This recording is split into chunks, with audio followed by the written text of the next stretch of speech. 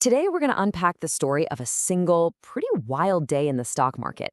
I mean, it's a day of high drama, a real technical tug of war that tells you a lot about fear, momentum, and, get this, how the market can completely flip its own story in just a matter of hours. All right, let's jump right in. So if you just glanced at the closing chart for February 16th, 2026, you'd think, wow, what a great day. I mean, look at it. A clear win for the bulls. The market closed strong right near the day's high with a big, solid green candle. It just screams confidence and buying pressure, right? But that's the whole point. This picture-perfect finish completely hides the fact that the day started with a massive wave of fear and a just stomach-churning plunge. So how on earth did we get from total panic to a powerful rally? Well, that's the mystery we're cracking today. To really understand this epic comeback, we have to rewind a little and look at the setup. See, the market didn't just wake up on the wrong side of the bed this day. It was already carrying some pretty heavy baggage from the week before. Okay, so check this out. On the left, that's the chart from Friday, February 13th. Not great. It was a weak, bearish close. And that negative vibe, it just spilled right over into Monday morning's pre-market session, which you can see there on the right. The stage was absolutely set for more trouble. Now, this is where it gets really interesting. We're looking at what's called a technical bias score. Think of it as a fear gauge. On Friday, it was already in the red at -6. But look what happened before the market even opened on Monday. It ticked down to -7. That means the fear was actually building over the weekend, in the quiet before the storm. And, well, as soon as that opening bell rang, all that pent-up fear was just unleashed. There was no hesitation. The market immediately gave the bears exactly what they were expecting. And boom, just like that. In the first few minutes of trading, the Nifty50 just plummeted. It hit its low for the day right there at 25,372.70.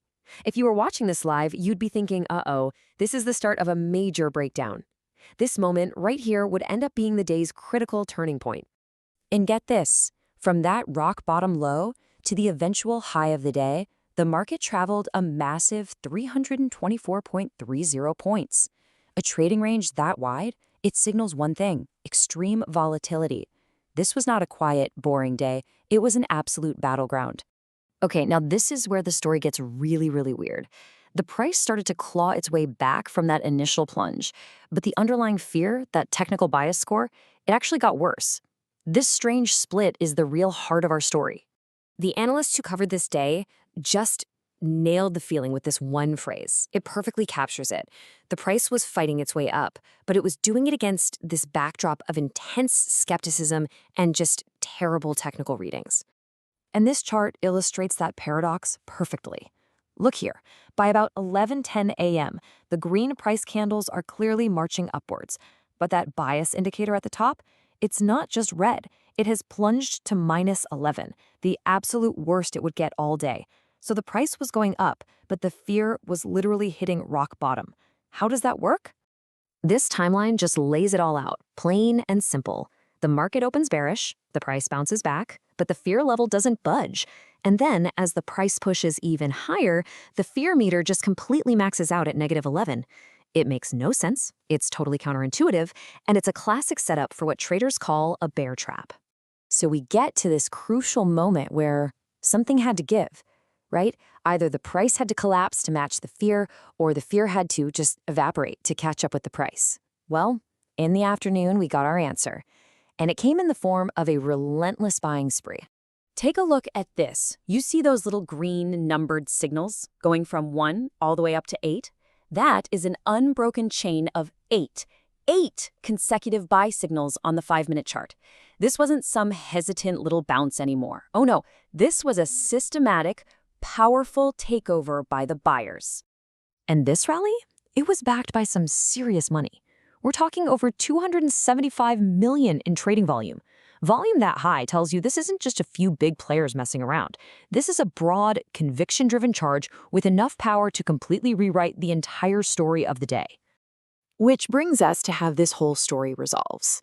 This incredibly powerful afternoon rally didn't just push prices higher, it pulled off what the analysis called the Great Neutralization. It completely and utterly erased the day's initial terrifying bearish threat. This chart tells the whole emotional roller coaster of the day in a single glance. We started at a bearish -7, plunged to a deeply fearful -11, and then rallied all the way back to a stable neutral +4 by the close. That is a 15-point swing in sentiment. The fear was just totally absorbed and neutralized by all that buying pressure.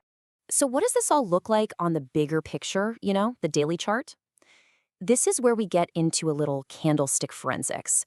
The final shape of the candle for the day, a big green body with that long tail or wick sticking out the bottom, is a really powerful technical signal.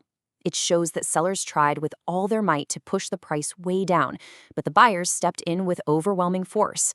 They didn't just reject those low prices, they successfully defended a key long-term trend line. But the story does end with a small note of caution. That rally was so fast and so furious that it ended in what's called a near overbought state. Now, this doesn't mean the rally is over or anything, but it does kind of act like a yellow flag. It just suggests the market might need to pause and catch its breath before it makes its next big move. So, I think the big takeaway from this incredible day is that price can, and sometimes will, completely defy the underlying fear and all the negative sentiment. On February 16th, the bulls proved that defending a key level can be more powerful than even the deepest pessimism. And it leaves us with a really fascinating question for the future, doesn't it?